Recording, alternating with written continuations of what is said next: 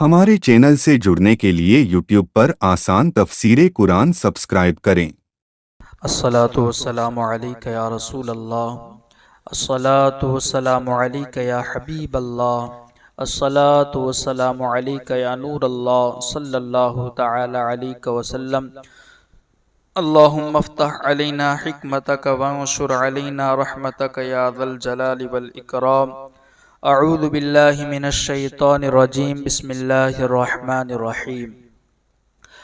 وَمُصَدِّقًا لِمَا بَيْنَ يَدَيَّ مِنَ التَّوْرَاةِ وَلِأُحِلَّ لَكُمْ بَعْضَ الَّذِي حُرِّمَ عَلَيْكُمْ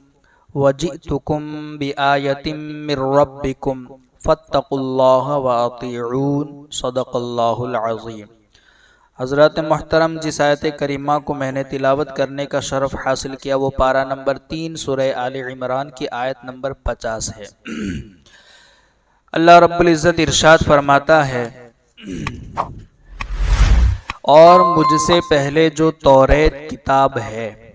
اس کی تصدیق کرنے والا بن کر آیا ہوں۔ یعنی یہ حضرت عیسیٰ علیہ السلام کو اللہ نے جو مبعوث فرمایا تو اللہ نے انہیں توریت کا تصدیق یعنی مصدق بنا کر کے بھیجا، توریت کی تصدیق کرنے والے۔ تو وہ کہتے ہیں اور مجھ سے پہلے جو توریت کتاب ہے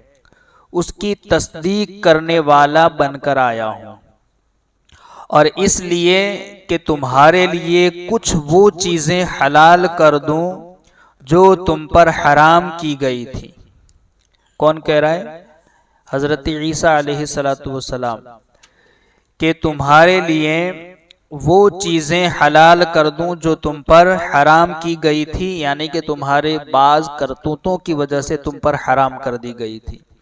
اور میں تمہارے پاس تمہارے رب کی طرف سے نشانی لے کر آیا ہوں، تو اللہ سے ڈرو اور میری اطاعت کرو۔ یہ آیت کریمہ کا ترجمہ ہے۔ حضرت عیسیٰ علیہ السلام توریت کے کتاب اللہ اور حق ہونے کی تصدیق کے لیے بھی تشریف لائے تھے۔ یعنی اس آیت سے پہلے ہم سن چکے کہ اللہ رب العزت نے حضرت مریم رضی اللہ تعالیٰ عنہ کا ذکر کیا، پھر ان کے بعد حضرت عیسیٰ علیہ السلام کا ذکر کر کے ان کے کچھ اوصاف بیان کیے، اور اوصاف بیان کرنے کے بعد اللہ رب العزت نے ان کے معجزات کا ذکر فرمایا، کیونکہ نبی علیہ السلام جب نبوت کا اعلان کرتے ہیں، یعنی نبی آتا ہے تو نبوت پر دلیل بھی لے کر آتا ہے، اور دلیل کے طور پر وہ اپنا معجزہ پیش کرتا ہے، تو معجزے کی تصدیق کرنا یہ ضروری ہوتا ہے، واجب ہے۔ تو حضرت عیسیٰ علیہ السلام توریت کے کتاب اللہ اور حق ہونے کی تصدیق کے لیے بھی تشریف لائے تھے۔ اس کا یہ بھی مطلب ہے کہ انبیاء کرام علیہم السلام جو نبی جب تشریف لایا جس زمانے میں، ان سے پہلے جتنے بھی انبیاء کرام علیہم السلام دنیا میں تشریف لائے ہیں، تو اس نبی کے اگلے تمام انبیاء کرام علیہم السلام کی تصدیق کرنا یہ واجب ہوتا ہے۔ اگرچہ اس نبی کے آنے سے اگلے نبیوں کی شریعت منسوخ ہو جاتی ہے، مگر ان کی تصدیق کرنا ان پر ضروری ہوتا ہے۔ تو اسی لیے حضرت عیسیٰ علیہ السلام کہتے ہیں میں توریت کی تصدیق کرنے والا بن کر آیا ہوں، یعنی کہ یہاں کتاب اللہ کے حق ہونے اور ان کی تصدیق کے لیے بھی تشریف لائے تھے، اور اس کے بعض احکام کو منسوخ فرمانے کے لیے بھی آپ تشریف لائے تھے، یعنی کہ وہ بعض چیزیں جو لوگوں کے کرتوتوں کی وجہ سے اللہ نے حرام کر دی تھی، حضرت عیسیٰ علیہ السلام نے توریت کے ان احکام کو منسوخ فرمایا اور انہیں حلال فرما دی۔ وہ چیزیں جو شریعت موسیٰ علیہ السلام میں حرام تھیں، جیسے کہ اونٹ کا گوشت، یہ شریعت موسوی میں حرام تھا، حضرت عیسیٰ علیہ السلام نے اسے حلال کر دیا، اور کچھ پرندے تو آپ علیہ السلام نے انہیں بھی حلال فرما دیا۔ حضرت عیسیٰ علیہ السلام نے ان پرندوں کو بھی حلال فرما دیا اور اونٹ کی چربی وغیرہ کو بھی حلال فرما دیا۔ اس سے معلوم ہوا، آیت سے معلوم یہ ہوا کہ انبیاء کرام علیہم السلام اذن خداوندی سے حلال و حرام فرمانے میں مختار ہیں، یعنی کہ جو اللہ کے نبی ہوتے ہیں وہ اللہ رب العزت کی دی ہوئی اجازت سے انہیں یہ اختیار ہوتا ہے کہ وہ شریعت کے اندر چاہے تو کسی چیز کو حلال کر دے اور چاہے تو کوئی چیز حلال ہو تو اسے حرام کر دے۔ اللہ نے انہیں یہ اختیار دیا ہے۔ یہی وجہ ہے کہ سرکار دو عالم صلی اللہ علیہ وسلم نے، جیسے قرآن تو کہتا ہے حرمت علیکم المیتہ، مردار حرام ہے، مگر سرکار علیہ الصلوۃ والسلام نے ارشاد فرمایا میں تمہارے لیے دو مردار بھی حلال کر دیتا ہوں۔ ایک چیز ہے ٹڈی اور دوسری ہے مچھلی۔ مردار حرام ہے مگر سرکار نے ان دو مردار کو بھی حلال فرما دیا۔ اسی طریقے سے قرآن کہتا ہے حرمت علیکم المیتۃ والدم، خون حرام ہے، خون یہ بھی حرام ہے، اس کو کھایا نہیں جا سکتا، مگر سرکار علیہ الصلوۃ والسلام نے کہا کہ میں دو خون بھی تمہارے لیے حلال کر دیتا ہوں، ایک ہے کلیجی اور ایک ہے تلی۔ یہ خون ہے مگر اس کو بھی سرکار علیہ الصلوۃ والسلام نے حلال فرما دیا۔ تو جو اللہ کے نبی ہوتے ہیں اللہ نے انہیں یہ اختیار دیا ہے کہ وہ چاہے تو شریعت کے اندر جو چیزیں حرام ہیں اسے حلال کر دیں اور چاہے تو جو چیزیں حلال ہیں اسے حرام کر دیں۔ اسی طریقے سے حضرت جابر رضی اللہ تعالیٰ عنہ یا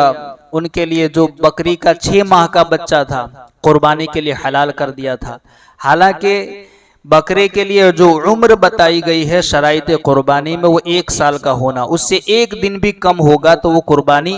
نہیں ہوتی، مگر ایک صحابی کے لیے سرکار علیہ الصلوۃ والسلام نے یہ حلال کر دیا تھا۔ تو پتہ چلا کہ اللہ کے جو انبیاء کرام علیہم السلام ہوتے ہیں انہیں اللہ نے یہ اختیار دیا ہے کہ وہ چاہے تو شریعت کے اندر کچھ چیزیں حلال کر دیں اور چاہے تو کوئی چیز اسے حرام کر دیں۔ تو آیت سے معلوم ہوا کہ انبیاء کرام علیہم السلام اذن خداوندی، یعنی کہ یہ اجازت بھی اللہ ہی نے دی ہے، وہ اپنی طرف سے نہیں، اذن خداوندی سے حلال و حرام فرمانے میں مختار ہے، یعنی کہ انہیں اختیار ہے، کیونکہ آپ علیہ الصلوۃ والسلام نے فرمایا کہ میں حلال کرتا ہوں، جیسا کہ حضرت عیسیٰ علیہ الصلوۃ والسلام نے کیا فرمایا کہ میں وہ چیزیں جو شریعت موسوی میں حرام تھی میں تمہارے لیے حلال کر دیتا ہوں، اونٹ کا گوشت کھانا، چربی کھانا، کچھ پرندے جو حرام تھے، اسی طریقے سے مچھلی کی کچھ قسمیں تھی جو حرام تھی وہ حلال فرما دی۔ حلال و حرام کرنے کی نسبت انبیاء کرام علیہم السلام کی طرف اور بھی کئی جگہوں پر کی گئی ہے۔ قرآن مقدس کے اندر انبیاء کرام علیہم السلام کی طرف سے چیزوں کو حرام کرنا، حلال کرنے کی نسبت کئی جگہوں پر کی گئی ہے، جیسے چنانچہ نبی کریم صلی اللہ علیہ وسلم کے بارے میں سورہ اعراف کی آیت نمبر 157 میں یہی نسبت موجود ہے۔ سورہ اعراف کی آیت نمبر 157 کے اندر اللہ رب العزت نے یہی ارشاد فرمایا کہ اللہ رب العزت ارشاد فرماتا ہے الذین یتبعون الرسول النبی الامی الذی یجدونہ مکتوبا عندہم فی التوراۃ والانجیل یأمرہم بالمعروف وینہاہم عن المنکر ویحل لہم الطیبات ویحرم علیہم الخبائث وَيَدَوْ عَنْهُمْ إِسْرَهُمْ وَالْأَغْلَالَ الَّتِي كَانَتْ عَلَيْهِمْ فَالَّذِينَ آمَنُوا بِهِ وَعَزَّرُوهُ وَنَصَرُوهُ وَاتَّبَعُوا النُّورَ الَّذِي أُنزِلَ مَعَهُ أُولَئِكَ هُمُ الْمُفْلِحُونَ۔ ترجمہ یہ ہے وہ جو اس رسول کی اتباع کریں جو غیب کی خبر دینے والے ہیں، جو کسی سے پڑھے ہوئے نہیں ہیں۔ امی کا معنی ہے کسی سے پڑھے ہوئے نہیں ہیں۔ اب یہ بھی ہے کہ کچھ لوگ امی کا یہ مطلب بتاتے ہیں ان پڑھ۔ ان پڑھ اسے کہا جاتا ہے بالکل جو جاہل ہو، کورا ہو۔ تو امی کا مطلب یہ ہے کہ جس کا کوئی استاذ نہ ہو، حضور علیہ الصلوۃ والسلام کا ایک لقب ہے امی ہونا۔ امی کا مطلب ہے کہ سرکار علیہ الصلوۃ والسلام نے دنیا کے اندر کسی سے تعلیم نہیں لی، کیونکہ الرحمن علم القرآن، کیونکہ حضور کو اللہ ہی نے سکھا کر کے بھیجا ہے اور سارا کچھ جو دیا ہے وہ اللہ ہی نے دیا ہے۔ اگر دنیا کے اندر حضور کا کوئی استاذ ہوتا تو حضور کی جتنی بھی خوبیاں ہیں وہ استاذ کی طرف لوٹتی۔ جیسے کہ اگر کوئی کسی کے پاس پڑھتا ہے، پڑھ کر کے بہت بڑا عالم یا بڑا آدمی بن جاتا ہے، تو کہنے والے لوگ کہتے ہیں اس کو فلاں نے پڑھایا ہے، یہ فلاں کا شاگرد ہے۔ تو اسی لیے سرکار علیہ الصلوۃ والسلام کا دنیا کے اندر کوئی استاذ نہیں رکھا اللہ نے، خود اللہ ہی نے قرآن میں فرما دیا الرحمن علم القرآن۔ تو امی کا مطلب ہے کہ جو کسی سے پڑھا ہوا نہ ہو، اس کا یہ مطلب نہیں کہ کوئی ان پڑھ ہو، جیسے کہ بعض جاہل لوگ اس کا ان پڑھ ترجمہ کرتے۔ بہرحال جو کسی سے پڑھے ہوئے نہیں ہے، جسے یہ اہل کتاب اپنے پاس تورات اور انجیل میں لکھا ہوا پاتے ہیں، وہ انہیں نیکی کا حکم دیتے ہیں اور انہیں برائی سے منع کرتے ہیں اور ان کے لیے پاکیزہ چیزیں حلال فرماتے ہیں۔ یہ بھی قرآن ہی کی آیت ہے۔ قرآن ہی کہتا ہے کہ نبیوں کو یہ اللہ نے اختیار دیا ہے کہ وہ پاکیزہ چیزیں حلال فرماتے ہیں اور گندی چیزیں ان پر حرام کرتے ہیں، اور ان کے اوپر سے وہ بوجھ اور قیدیں اتارتے ہیں جو ان پر تھی۔ تو وہ لوگ جو اس نبی پر ایمان لائیں اور اس کی تعظیم کریں، اس کی مدد کریں، اس نور کی پیروی کریں جو اس کے ساتھ نازل کیا گیا، تو وہی لوگ فلاح پانے والے ہیں۔ یہ آیت نمبر سورہ اعراف کی آیت نمبر 157 کا ترجمہ ہے۔ اب بات یہ ہے کہ حضرت عیسیٰ علیہ السلام جبکہ توریت کی تصدیق کرنے والے بن کر تشریف لائے، تو پھر جو توریت کے بعض احکام انہوں نے منسوخ کیوں فرمائے؟ تصدیق کرنے والا ہوتا ہے کہ جو تورات میں لکھا ہوا ہے وہی سچ ہے، اس کے سچ کو ثابت کرنے کے لیے تو پھر انہوں نے بعض احکام کو منسوخ فرمایا، پھر بھی انہیں تصدیق کرنے والا قرآن میں کیوں کہا گیا؟ تو یہاں اس کا جواب یہ ہے کہ تورات کے مصدق کا مطلب یہ ہے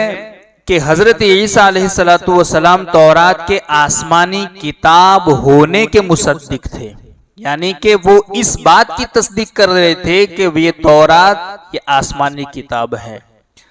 تورات کے آسمانی کتاب ہونے کے مصدق تھے، اور اس کے کہ تورات کے زمانہ میں تورات کے احکام برحق تھے، یعنی اس میں جو احکام اس کے زمانے کے اعتبار سے تھے وہ برحق تھے، غلط نہیں تھے، مگر آج یعنی ان کی شریعت کے اعتبار سے یہ چیزیں منسوخ ہو گئیں، کیونکہ وہ شریعت موسوی تھی، اب یہ شریعت عیسیٰ علیہ السلام ہے، تو وہ ان کے زمانے کے اعتبار سے احکام برحق تھے، اور حضرت عیسیٰ علیہ السلام کا اپنے زمانے میں تورات کی حرام کردہ بعض چیزیں حلال کرنا اور تورات کی بعض احکام کو منسوخ کرنا اس کے منافی نہیں ہے۔ یعنی کہ یہ سوال جو پیدا ہوتا ہے کہ جب یہ تصدیق کرنے والے ہیں تورات کی، تو تورات ہی کے احکام کو انہوں نے جو حرام ہے اسے حلال کر دیا، تورات ہی کے اندر جو چیزیں حلال تھی اسے حرام کر دیا، تو یہ تصدیق کرنے والے کیسے ہوئے؟ تو تصدیق سے مراد ہے کہ اس کے آسمانی کتاب ہونے کی تصدیق کرنے والے، اور اس بات کی تصدیق کرنے والے کہ تورات کے جو احکام جو اس کے زمانے کے اعتبار سے وہ برحق تھے، اب یہ حضرت عیسیٰ علیہ السلام کے زمانے میں جو انہوں نے یہ حلال کو حرام کیا یا حرام کو حلال کیا، یہ ان کے اعتبار سے وہ تورات کے احکام کو منسوخ کرنا ہے جو ان کی تصدیق کے منافی نہیں ہے، کیونکہ جزوی احکام میں ہر رسول کی شریعت دوسرے رسول سے مختلف ہوتی ہے، جیسے کہ خود ہمارے نبی علیہ السلام کی شریعت کے کچھ احکام اور ہے اور اگلی شریعتوں کے احکام کچھ اور ہے، جیسا کہ اگلی شریعتوں کے اندر سجدہ تعظیمی جائز تھا، مگر ہمارے نبی صلی اللہ علیہ وسلم کی شریعت میں سجدہ تعظیمی بھی حرام ہے۔